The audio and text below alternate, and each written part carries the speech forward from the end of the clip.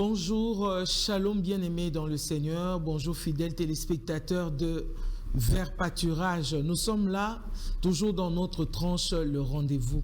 Le rendez-vous, un rendez-vous humain, divin, oui, mais notre problème, ce n'est pas le mot rendez-vous, mais ce qui est important, c'est l'essentiel de ce que nous disons lorsque nous nous retrouvons dans ce rendez-vous.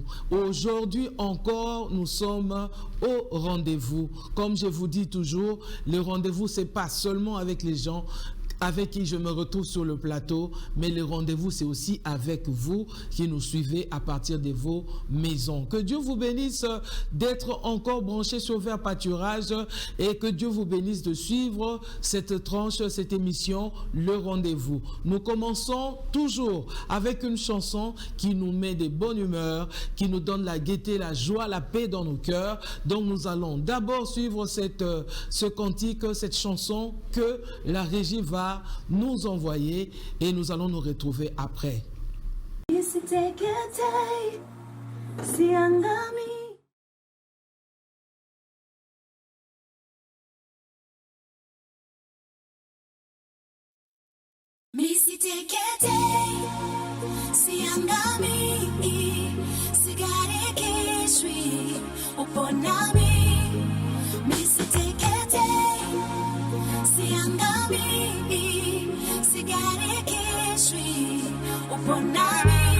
Upimwe kwa siku, upimwe kwa miaka, unatafsiri majira, uzuiwe na muda, umejawa na nguvu, ndiyo maana na kuita Baba. Moyoni mwangu najawa sifa na ujasiri katika wewe, hakuna mlima wa kuniangusha, ndani yako ninasimama.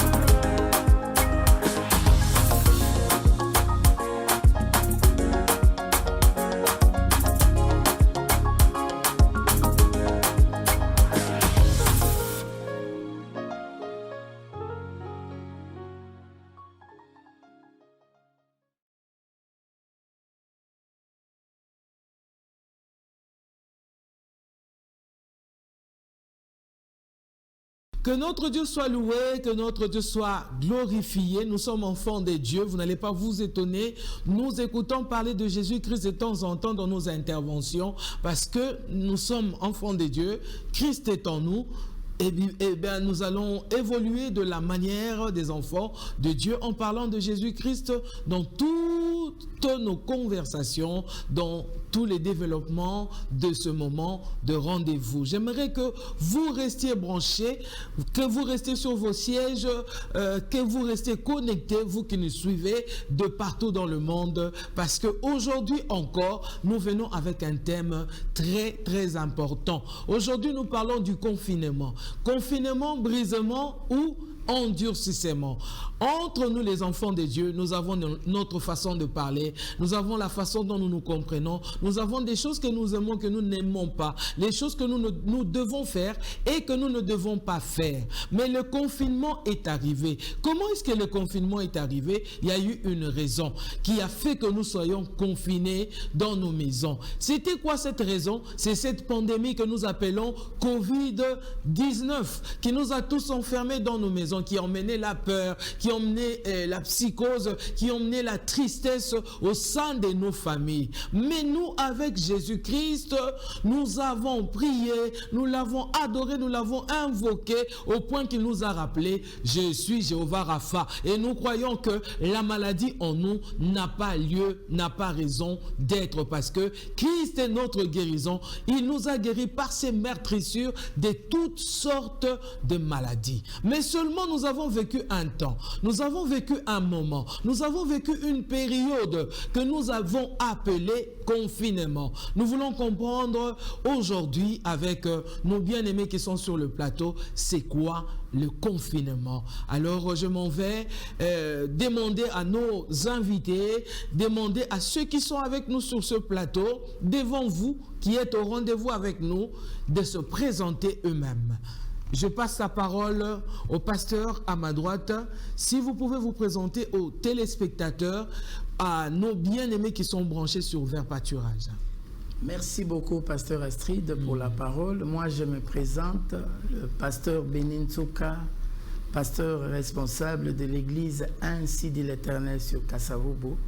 Donc, c'est ça, un peu de mots. Ok, bon, on va dire un peu de mots parce que ce n'est pas non plus la première fois que vous l'avez vu sur cette tranche, cette émission, le rendez-vous. Et nous passons à notre bien-aimé qui est à ma gauche. Si vous pouvez aussi vous présenter à nos téléspectateurs. Alors, bonjour chez vous, moi c'est l'apôtre Dan. Je suis là pour la première fois et je suis très touché d'avoir reçu cette invitation.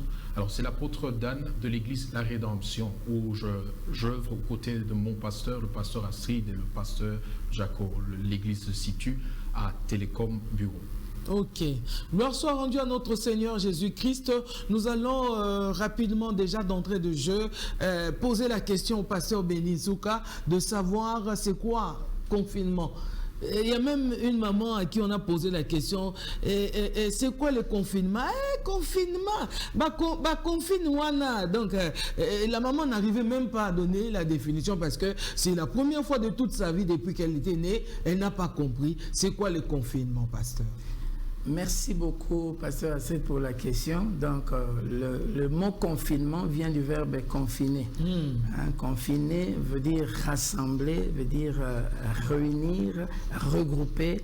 Ce sont des mots synonymes. Donc, le confinement, c'est cet état ou cette situation de faire que, parce que nous parlons en termes d'hommes, donc que les gens puissent se retrouver ensemble, mais pour une raison quelconque, je veux dire comme ça. Ok. Et pour vous, l'apôtre Dan, c'est quoi le confinement? Et si je peux ajouter par rapport à ce qui est de ce qui est courant, ce qu'on est en train de vivre dans nos sociétés, je pourrais ajouter que le confinement, c'est c'est aussi un temps, surtout durant lequel on est, oui, confiné, mais confiné dans nos maisons, où les activités ne sont pas comme elles sont d'habitude, où on est coupé un tout petit peu de l'extérieur pour un temps. Donc réunis, confinés, rassemblés quelque part, coupés de l'extérieur à cause d'une réalité ou d'une crise qui est en train de suivre de bas son plein. Est-ce que dans la Bible, apôtre, nous retrouvons quelque part un verset, un passage biblique qui parle aussi des confinements? Parce que nous avons entendu beaucoup de choses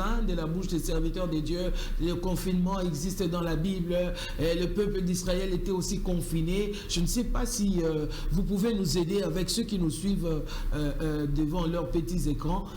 Est-ce qu'il existe un passage qui parle du confinement aussi dans la Bible? Alors voilà, tout maintenant dépend de comment est-ce qu'on comprend. En fait, c'est dans la définition et dans la faisabilité du terme. Okay. On est en train de parler de confinement. C'est vrai qu'il nous sera un tout petit peu difficile de trouver exactement le mot confinement dans certaines des histoires, mais dans la manière de faire, dans le sens de se cacher, de se retirer, de se rassembler, mais quelque part, il y a plusieurs exemples comme ça.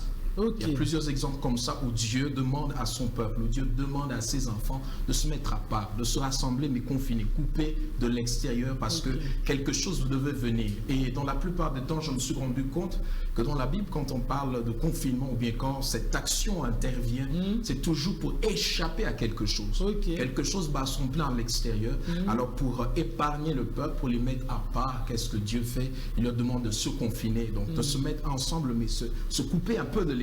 Apparemment, c'est toujours quelque chose de mal qui se fait à l'extérieur, de mauvais. Et c'est pour cette raison que Dieu demande à son peuple de s'enfermer quelque part. Dans la plupart des cas, oui. On a l'exemple à l'Égypte des enfants d'Israël quand il y avait les 10 plaies. À chaque fois, et surtout pour la dernière plaie où on devait égorger un agneau ainsi de suite. Ils étaient confinés dans leur maison parce que Dieu devait leur épargner de la mort, parce que le destructeur devait passer.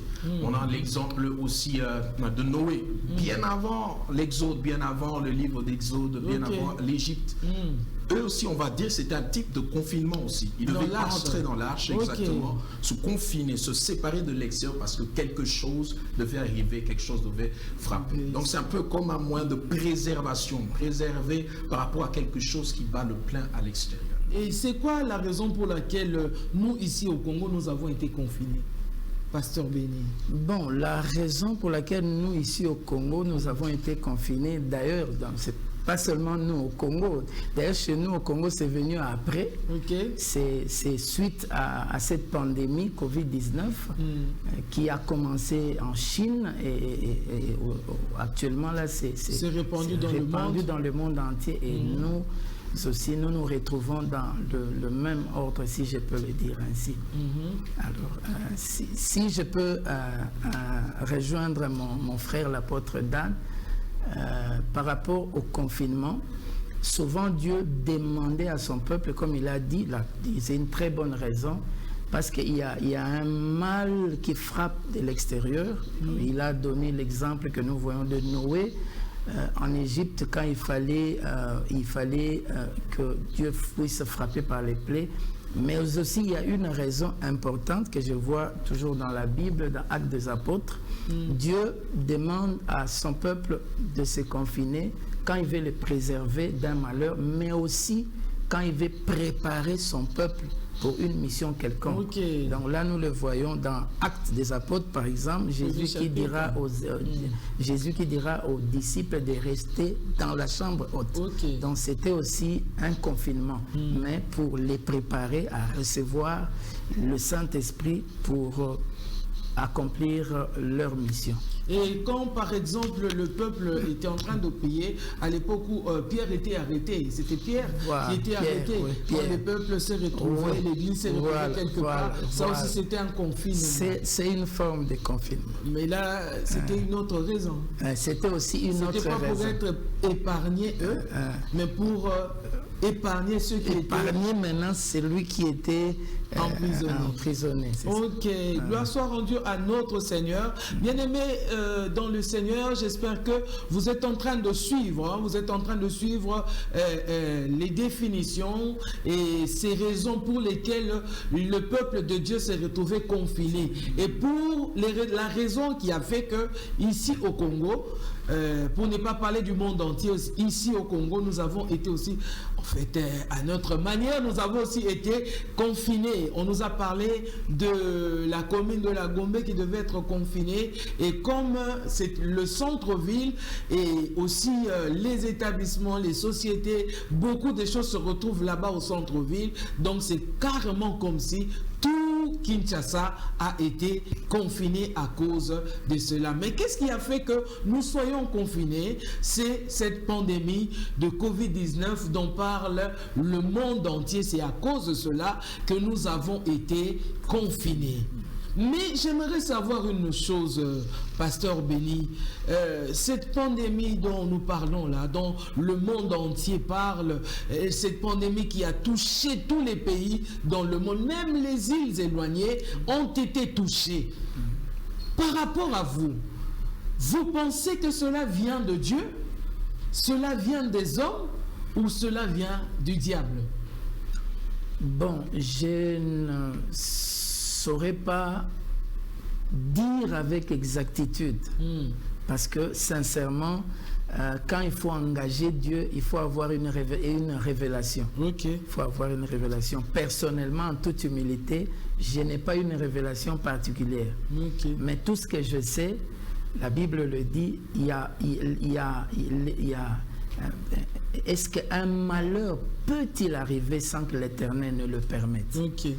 Donc, peu importe la source ou l'origine, ce qui est vrai, Dieu l'a permis. Donc, c'est lui qui a le dernier mot. Il a le dernier mot, et Dieu, même au travers d'une action satanique, Dieu peut atteindre ses objectifs dans tout le calme. Mais Dieu est amour, pasteur. Oui, il est amour. Et comment ça se fait que ce Dieu qui est amour peut permettre une telle chose? Au fait, dans son amour, dans son grand amour, Dieu est un Dieu qui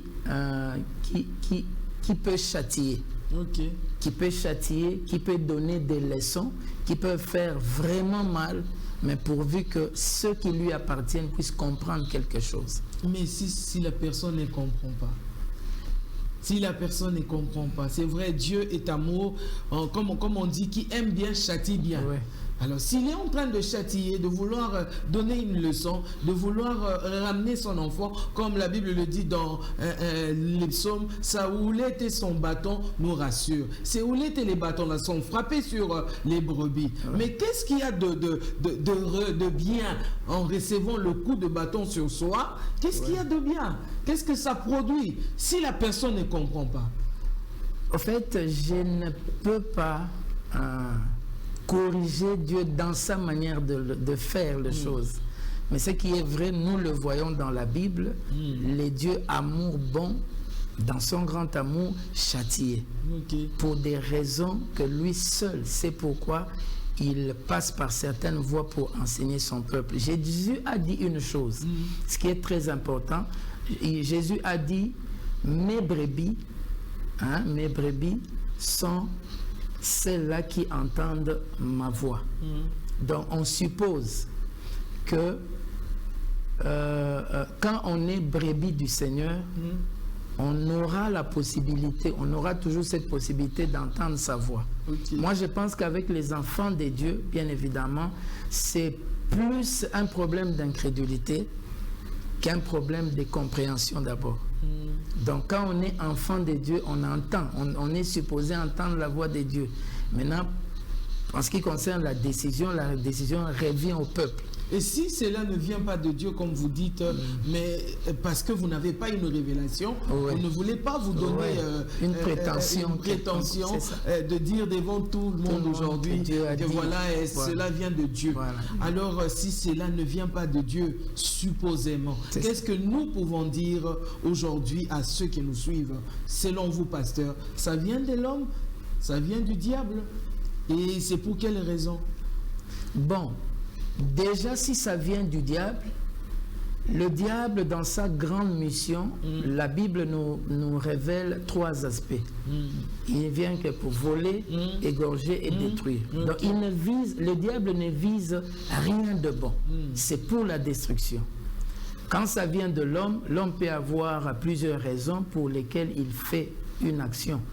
particulièrement l'orgueil, à cause de son orgueil, à cause, je ne sais pas, il veut atteindre une certaine gloire, découvrir les choses, et selon les oui-dire, hein, on nous fait entendre ou savoir que c'est un plan humain. Mais dont les choses ne se sont pas faites comme prévu, et cela a capoté. Nous pouvons dire que c'est Dieu qui a arraché le contrôle. Donc, en quelque sorte, c'est ce qui s'est passé. Il a arraché le contrôle. Voilà, donc Dieu a arraché le contrôle. Et aujourd'hui, même la plus grande puissance du monde croupit devant cette situation, et on a vu des vidéos circuler, même des pays où on ne sentait pas une certaine valeur des choses de Dieu, les gens criaient finalement à Dieu. Donc si, comme je disais au départ, que Dieu peut permettre, il a aussi ses objectifs à lui. Moi j'ai dit d'emblée, Dieu fait passer un message sur la terre au monde que tout peut arriver à tout moment, et que lui seul a vraiment le dernier mot. Donc au travers de cette situation, on a compris que c'est Dieu qui est le tout-puissant. Les États-Unis sont la grande puissance, mais Dieu est le tout-puissant. Oui, un homme de Dieu d'ailleurs a dit il n'y a aucune arme, aucun pays qui peut inventer une arme pour éliminer 1000, je veux dire, même 100 Américains en un seul jour. Mais il y a une arme plutôt, hein, que l'homme n'a pas eu à maîtriser, que celui qui se disait grande puissance mondiale n'a pas pu gérer, qui perd les gens en 24 heures, 10 000 personnes partent comme ça, meurent comme ça, sans qu'il n'y ait aucune intervention. Et même s'ils interviennent, ils n'ont pas des résultats positifs. Comme nous sommes en train de le dire, apôtre, et cela, le pasteur Béni a donné son avis. Il ne sait pas dire que cela vient de Dieu, mais il sait juste que Dieu, c'est lui qui a le dernier mot. Je ne sais pas par rapport à vous, qu'est-ce que vous pouvez dire de cette pandémie, de cette maladie? Alors, je vais essayer de rejoindre le pasteur. Je vais essayer de le rejoindre en disant ceci, que même lorsqu'on lit dans la Bible, nous avons des rois comme Nabuchodonosor. Nabuchodonosor qui s'est vanté à une période d'être le roi de tous les autres rois. Il s'est vanté d'avoir fait un maximum de choses, d'avoir soumis plusieurs autres royaumes, plusieurs empires. Mais on se rend compte d'une chose, que c'est plutôt Dieu qui lui avait rendu capable de faire cela. Ça, c'est Daniel qui vient révéler cela. Que c'est Dieu qui a fait de lui le roi de tous les rois à sa saison, à son époque. Mais souvent, qu'est-ce qu'on voit en fait? On voit que Dieu suscitait des nations, des fois pour enseigner à son peuple qu'il doit rentrer vers le Seigneur. Mais bizarrement, la nation que Dieu suscite par l'entremise, on va dire par leur leader, ne comprenait pas toujours qu'il y avait la main d'un Dieu, d'un autre peuple qui marchait avec eux pour faire en sorte qu'ils soient supérieurs. Vous allez voir, par exemple, Nabuchodonosor s'est tapé la poitrine. Et après cela, on voit dans le livre de Daniel qu'il est devenu fou après pour être restitué à sa place après. Donc bref, pour rejoindre le pasteur, j'aimerais dire ceci. Ça peut être sorti d'un laboratoire, oui, pas de problème. Ça peut être inspiré du diable, oui, parce que celui qui vient pour égorger, dérober, détruire, c'est le diable. On le voit pendant toutes les civilisations qui sont passées. Dans l'histoire, on le lit. L'Holocauste avec Hitler qui a tué plusieurs des Juifs. Dieu avait déjà annoncé cela dans les Saintes Écritures, mais c'est venu au travers de la main de quelqu'un. Mais cette personne était animée par quel esprit? Ça, c'est une question. Par exemple, on voit à l'époque de Hérode. Hérode qui se sent mal à l'aise parce qu'on vient d'annoncer qu'il y a un roi qui vient de naître, parlant de Jésus-Christ. Et à cause de cette frustration, il se décide de détruire, alors de tuer tous les enfants. Mais c'est quel esprit qui l'animait? Est-ce que c'était vraiment lui-même qui décide comme cela? Ou c'était un autre esprit qui l'influençait afin de mettre un terme à un projet de Dieu qui avait été annoncé depuis Genèse chapitre 3. Donc bref, c'est comme pour dire des fois, les hommes peuvent se lancer dans la découverte. Ils veulent accomplir des choses qui les mettront dans un piédestal. Mais que des fois, certains de leurs sentiments, de leurs motivations sont inspirés par des mauvais esprits, des fois, parce que la vie est d'abord spirituelle. Certaines des choses qui se passent physiquement émanent du spirituel d'abord. Mais après, c'est à Dieu le dernier mot. Okay. C'est à Dieu de permettre, c'est à Dieu de refuser. C'est à Dieu de permettre à ce qu'une chose arrive. Donc, bref, c'est pour dire, oui, les hommes, ça peut sortir d'un laboratoire, ça peut être, on entend parler de la théorie de la conspiration. C'est une conspiration pour faire entrer l'ordre mondial, ainsi de suite, pour faire entrer des puces et consorts. Oui, c'est vrai, on peut concéder cela, qu'il y a une conspiration derrière tout ce qui est en train de se passer. Et cette conspiration peut être inspirée par le diable. Mais celui qui permet toutes choses, c'est l'Éternel, le Dieu des cieux. Donc bref, on peut dire que Dieu a permis. Exactement. Et si Dieu a permis, il y a une bonne raison. Exactement. Alors, moi, je dirais, je voudrais savoir juste une petite chose. Si Dieu a permis, donc Dieu étant omniscient, il a une pensée, il a quelque chose qu'il a prévu en permettant ce qui est arrivé. Mais nous sommes les enfants de Dieu, nous lisons la Bible, et nous avons l'Esprit de Dieu aussi avec nous. Est-ce que, Pasteur Béni, nous pouvons savoir de vous, hein, par exemple, si Dieu a permis, donc il y a bien une bonne raison. C'est quoi peut-être la raison par rapport à vous? Qu'est-ce que vous pouvez émettre comme avis? Par rapport à moi, ce que je peux émettre comme avis, si Dieu peut permettre un tel malheur, bon, il y a deux catégories de gens sur la terre, comme on peut le voir, le constater. Il y a d'abord le peuple païen, c'est-à-dire le peuple sans Dieu, le peuple qui marche selon sa propre volonté, le peuple qui vit loin de la parole de Dieu. À eux, la raison, c'est pour leur accorder la possibilité de reconnaître Dieu. Parce que des fois, quand on parle du terme reconnaître dans une dimension, c'est que je connais déjà. Mais reconnaître peut intervenir. J'ai entendu parler. Oui, pardon. J'ai entendu parler de ce Dieu. Je connais. Voilà. Tout le monde d'ailleurs le dit aujourd'hui, j'ai pris. Mais quand quelqu'un peut dire aussi, je connais Dieu, mais là, il y a une dimension de reconnaître qui intervient au travers d'une circonstance forte. Quand ça se présente devant toi, tu reconnais. Vous voyez? Donc, à eux, le païen, c'est vraiment une occasion, une possibilité, parce que quand l'apôtre Dan parlait, il y a quelque chose qui est passé dans mon esprit. C'est une grande confusion, au fait. Il y a quelqu'un qui a dit dans le monde, c'est passé au travers de médias, des réseaux sociaux, que au travers de cette situation, la situation en Afrique sera catastrophique. Mais qu'est-ce que nous constatons tous avec le temps qui court? C'est une confusion. Ce que cette personne-là a dit, on ne le voit pas s'accomplir simplement parce qu'il n'est pas Dieu. Vous voyez. Et par rapport au second peuple, j'ai parlé du peuple païen, c'est Dieu veut qu'il puisse reconnaître. Qu'il puisse reconnaître. Et deuxièmement, c'est par rapport aux chrétiens que nous sommes, aux enfants de Dieu. Dieu, quand il permet souvent un malheur, il le permet, il a fait au travers la Bible. J'ai aimé les faits historiques de la Bible que l'apôtre a cités. C'est pour ramener son peuple à lui.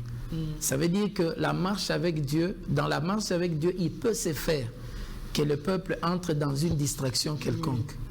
Et dans la plupart des cas, Dieu a utilisé le fouet. Pour faire revenir son peuple à lui. Et deux fois, et il a utilisé un roi païen comme Cyrus dans le livre d'Ésaïe chapitre 45. Il dit, ainsi parle à mon oint Cyrus. Il appelle même oint. Donc Cyrus qui est un païen, mais reçoit une onction particulière pour la mission de fouetter le peuple de Dieu pour revenir en chemin. Donc même si cette pandémie pouvait provenir des hommes, mais quelque part Dieu atteint son objectif pour que ceux qui sont à lui puissent revenir à lui. On a eu comme l'impression, et dans le monde ecclésiastique aux chrétiens, tout le monde, au travers de cette situation, c'est comme s'il a eu à avoir un sens ou à projeter par rapport à l'enlèvement. Parce que tout s'est arrêté, donc on a au moins une idée par rapport à l'enlèvement. Oui, donc Dieu a mis pause. Donc il a mis pause. Maintenant, qui va remettre les choses en marche? Donc c'est un peu ça. Donc la vraie raison, c'est pour ceux qui ne le connaissent pas, le reconnaissent, soit qu'ils le connaissent, pardon, et ceux-là qui le connaissaient déjà, qu'ils puissent revenir à lui, puis c'est pour eux qui sont allés loin de lui. C'est une sorte de brisement. Oui, brisement, parce que le brisement vient de Dieu. Le brisement, on ne peut pas le dire pour les païens. Non. Les brisements, on en parle pour ceux qui sont de Dieu, les enfants de Dieu, qui ont reçu Christ dans leur vie comme leur vrai Seigneur brisement. et Sauveur. Donc c'est un brisement. Franchement, Pasteur, lorsque nous parlons des brisements, nous voyons aussi ces églises remplies de gens, 10 000, 1 million de personnes même. Aujourd'hui, il est seul devant sa caméra. Donc il n'y a pas amen, il n'y a pas d'acclamation, il n'y a pas alléluia, il n'y a pas parle, Léo, Léo, c'est la parole. Toutes ces choses-là, la personne ne vit plus dans tout ça. Et il se retrouve seul devant sa caméra en train de parler aux gens qui ne voient même pas. C'est ça. Donc pour moi, je trouve que cette façon-là de châtier de Dieu, cette façon-là dont vous avez dit de frapper de Dieu, c'est un brisement. Mais non, ce brisement-là, pasteur, j'aimerais que nous puissions le voir dans tous les sens. Donc, c'est-à-dire en tant que pasteur, en tant que chrétien seulement, enfant de Dieu, serviteur à l'église ou pas, mais fidèle dans une église. Mais comment est-ce que nous allons nous départager cela? Chacun dans sa dimension, je veux dire. Chacun dans sa dimension. Comment est-ce que nous pouvons vivre cela? Pour vivre... Si Dieu veut nous enseigner quelque part, s'il veut nous emmener dans ce brisement-là, puisque la Bible dit toute chose concourt au bien de ceux qui aiment Dieu. Si c'est un chemin par lequel l'Éternel nous emmène, un fidèle de l'Église, comment est-ce qu'il peut vivre ça? C'est lui qui est serviteur, c'est lui qui est pasteur. Comment est-ce que nous pouvons assumer cela? Bon, premièrement, en tant que pasteur, parce que le pasteur est celui qui apprend aux autres la voix de Dieu. Moi, je vois en fait un aspect de choses là. J'ai aimé ce que quelqu'un a dit. Parce que ces confinements, au fait que nous puissions tous nous retrouver dans un cadre particulier qui est la famille. Qui est la famille. Alors, je vais prendre les idées de quelques personnes que j'ai entendues qui m'ont beaucoup édifié. Ils ont dit ceci. Alors, pour un pasteur qui n'a souvent pas eu l'occasion ou le temps d'être pasteur chez lui à la maison, c'est une occasion pour lui d'être pasteur. Parce que souvent, on est plus pasteur pour les autres que pasteur pour sa famille. Enfants. En tant que pasteur. Alors pour celui qui est un parent, c'est une occasion pour lui. J'ai dit, il y a certaines personnes qui sont habituées à vivre les confinements d'une certaine manière avec leur ambiance familiale. Mais pour la plupart des cas aussi, pour celui-là qui était démissionnaire, un parent démissionnaire, et une mère, un père qui n'avait pas la possibilité, le temps de le vivre dans sa famille, c'est une occasion de le faire ou de le vivre. Alors en tant que fidèle, moi je dis toujours, c'est une occasion en réalité ou en principe de démontrer tout ce qu'on reçoit, on entend comme prédication, c'est à la maison. Donc c'est une manière de se dire si c'est possible de vivre la vie chrétienne sans culte par rapport à l'église. Donc c'est au fait ça qu'on peut avoir la possibilité de découvrir toutes ces choses-là.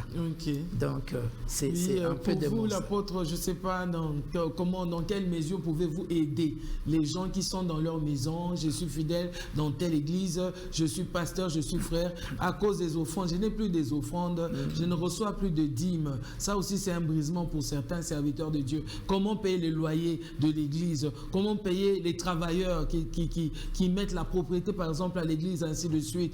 Comment vivre ces genres de choses? Qu'est-ce que vous pouvez dire par rapport à ce brisement? Alors, moi, je pense que l'une des choses que Dieu m'a enseigné à moi, personnellement, et quand je me questionnais au fait, qu'est-ce qu'il faut pour cette saison. Une chose importante à savoir, c'est quoi? C'est que c'est un temps durant lequel Dieu veut que nous puissions reconsidérer beaucoup de choses. Remettre en question beaucoup de choses. Je vais un peu sortir de l'église et je vais revenir très rapidement. Vous allez vous rendre compte que même dans les nations et dans les sociétés, les choses sont en train d'être reconsidérées. On reconsidère l'économie, on reconsidère la sécurité. Parce qu'avec cet ennemi, on se rend compte qu'avec toute l'artillerie qu'on a, toutes les armes qu'on peut posséder, une toute petite chose peut sortir. On l'appelle d'ailleurs l'ennemi invisible. Une toute petite chose peut sortir un matin et faire des ravages malgré tout ce qu'on a de sophistiqué et la technologie très avancée. Alors c'est un temps durant lequel on doit reconsidérer. Dans l'église, reconsidérer ce qu'on prêche, reconsidérer ce qu'on entend, reconsidérer comment est-ce qu'on est en train de vivre. On nous enseigne la foi, on nous enseigne à dépendre de Dieu. Est-ce qu'on peut dépendre de Dieu même pendant un temps comme celui-ci? Est-ce que tu peux dépendre de Dieu même pendant un temps comme celui-ci? Et j'aimerais dire à un enfant de Dieu qui nous suit, les temps peuvent être difficiles. Pour seulement m'accrocher à cet aspect, vu que le temps presse, pour seulement m'attacher au fait de l'incapacité. On se sent dans l'incapacité de subvenir à certains besoins, de répondre à certaines questions. Bien-aimé dans le Seigneur, quand Dieu dit qu'il va faire une chose, cela ne dépend pas des contours, les choses, les réalités qui sont autour de ce que Dieu peut faire. Dieu peut nourrir en pleine sécheresse. Dieu a nourri, Dieu a donné à boire en plein désert. Donc s'il a fait avec le peuple d'Israël dans le désert, il peut le faire en plein confinement.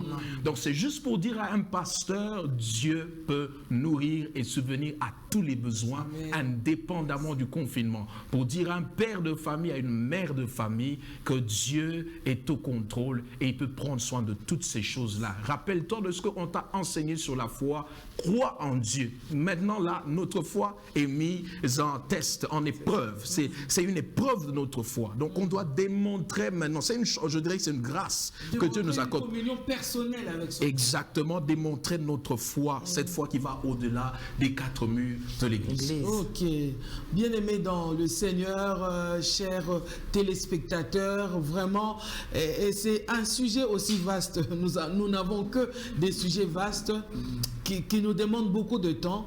Mais sauf que à la télé, les temps sont vraiment, ça coûte beaucoup. Donc, au moins, c'est que nous avons reçu aujourd'hui. J'ose croire, bien-aimé dans le Seigneur, cela va nous aider. Mais j'aimerais dire à une personne aussi qui nous suit en ce moment, nous avons parlé du confinement, brisement ou endurcissement. Il y a beaucoup de gens aussi qui ont endurci leur cœur. Mais la Bible dit, si tu entends la voix de Dieu, n'endurcis pas ton cœur. Or, Dieu parle tantôt d'une manière, tantôt d'une autre. Il peut parler par la mort, il peut parler par la maladie, il peut parler par la naissance d'un enfant. Comme il avait parlé au mage, il a parlé par la naissance du Seigneur Jésus. Ils ont vu l'étoile, ils ont été conduits jusque là où se trouvait le Seigneur. Bien-aimé, Dieu a déjà parlé, il est en train de parler, alors n'endurcissez pas vos cœurs. N'endurcissez pas vos cœurs.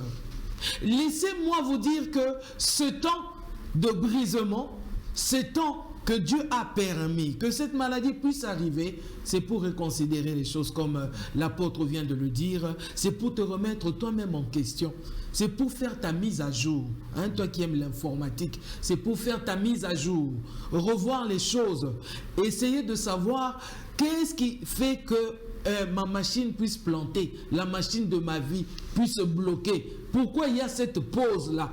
Je dois chercher et trouver la solution.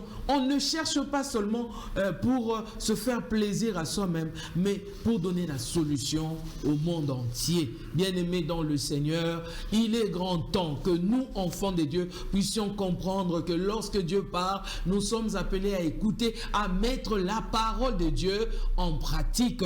Acceptons ce brisement, donnons-nous à lui, laissons-lui la place de nous conduire tel que lui-même le veut. Ce confinement est venu pour réunir certains couples qui étaient déjà divisés depuis longtemps. Il n'y avait plus le goût dans ce mariage-là.